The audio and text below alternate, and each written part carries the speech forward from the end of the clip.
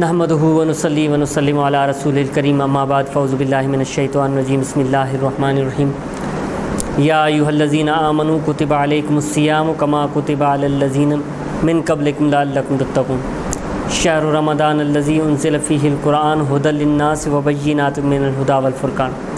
سامعین و ناظرین السلام علیکم ورحمۃ اللہ وبرکاتہ۔ ناظرین، یہ شعبان المعظم کے آخری ایام چل رہے ہیں۔ عنقریب ماہ رمضان المبارک کی آمد ہے۔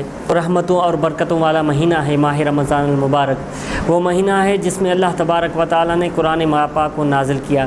اللہ تعالیٰ نے فرمایا شہر رمضان الذی، رمضان کا وہ مہینہ ہے، شہر رمضان الذی انزل فیہ القرآن، نازل کیا گیا۔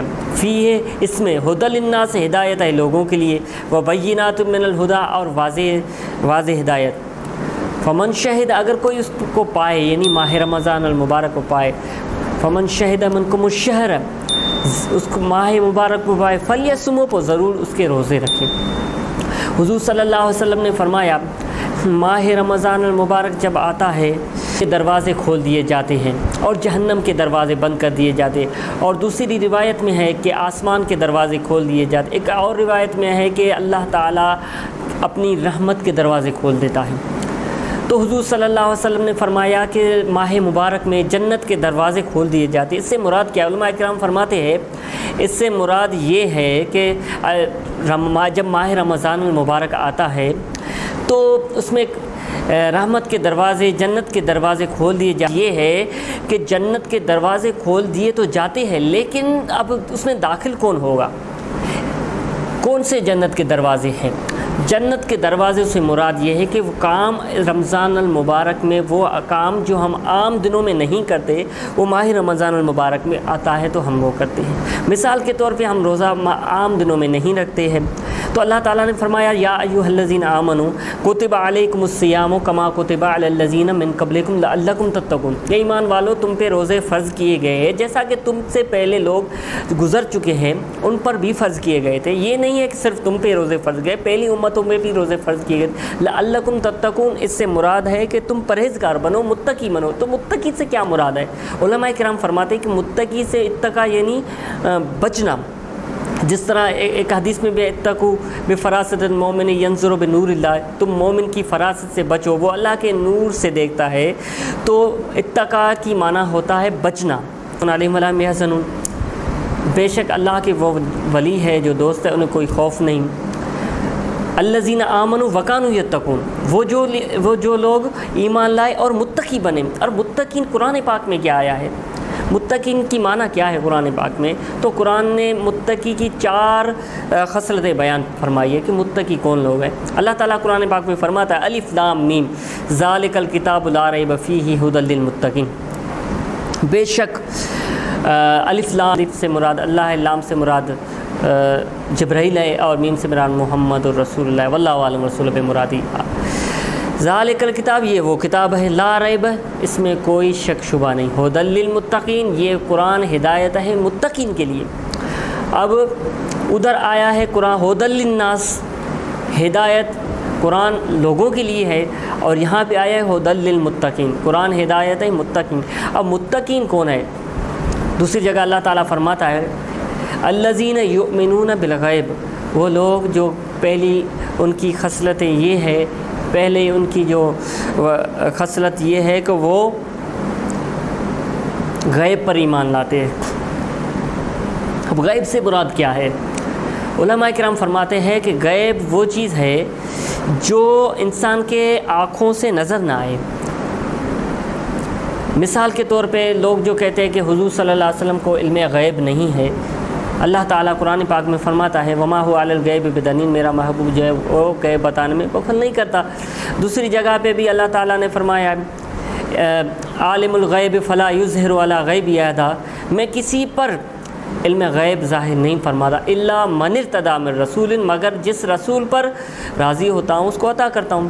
تو نبی پاک صلی اللہ علیہ وسلم، ایک بخاری شریف کی حدیث بھی ہے، حضور صلی اللہ علیہ وسلم ایک جگہ سے گزر رہے تھے، کتاب البول میں یہ حدیث آتی ہے کہ حضور صلی اللہ علیہ وسلم گزر رہے تھے، تو حضور صلی اللہ علیہ وسلم جس سواری پر سوار تھے، ان سواری ایک جگہ پر کھڑے ہو گئے، تو صحابہ کرام رضوان اللہ علیہم اجمعین کو فرمایا اے صحابو، جا کر جو کھجی ہوتی ہے ان کی 2 ٹہنیاں لے کے رہو۔ صحابہ کرام رضوان اللہ علیہم جا کر وہ لے آئے تو آپ صلی اللہ علیہ وسلم نے ایک جگہ پر رکھا، دوسری جگہ پر رکھا۔ صحابہ نے عرض کی یا رسول اللہ یہ میں یہاں تو زمینیں برابر ہے، کچھ بھی نہیں ہے، آپ صلی اللہ علیہ وسلم نے جو یہ چیزیں جو رکھی ہے وہ اس کی وجہ کیا ہے؟ نبی پاک صلی اللہ علیہ وسلم نے فرمایا اے صحابہ کرام جو میں دیکھتا ہوں وہ آپ نہیں دیکھ سکتے۔ حضور صلی اللہ علیہ وسلم نے فرمایا یہاں 2 قبریں ہیں اور ان پر عذاب ہو رہا تھا اللہ تبارک و تعالیٰ کی جانب سے، اور مجھے یہ بھی پتہ ہے، حضور صلی اللہ علیہ وسلم نے فرمایا مجھے یہ بھی پتہ ہے ان کو عذاب کس وجہ سے ہو رہا ہے۔ ایک کا عذاب ہو رہا ہے اس وجہ سے کہ یہ چغل خوری کرتا تھا، اور ایک کو عذاب اس وجہ سے ہو رہا ہے کہ یہ پیشاب کے چھینٹوں سے نہیں بچتا تھا، ان وجہ سے ان کو عذاب ہو رہا ہے۔ تو حضور صلی اللہ علیہ وسلم نے اب زمینیں برابر تھی، کچھ بھی نہیں تھا، لیکن نبی پاک صلی اللہ علیہ وسلم نے یہ بتا دیا کہ یہاں پہ قبریں ہیں، یہ ہے حضور کا علم غیب۔ دوسری حضرت موسیٰ علیہ السلام کا جو معراج شریف کا واقعہ بھی ہے، اگر اس میں ہم چلیں تو بات طویل ہو جائے گی۔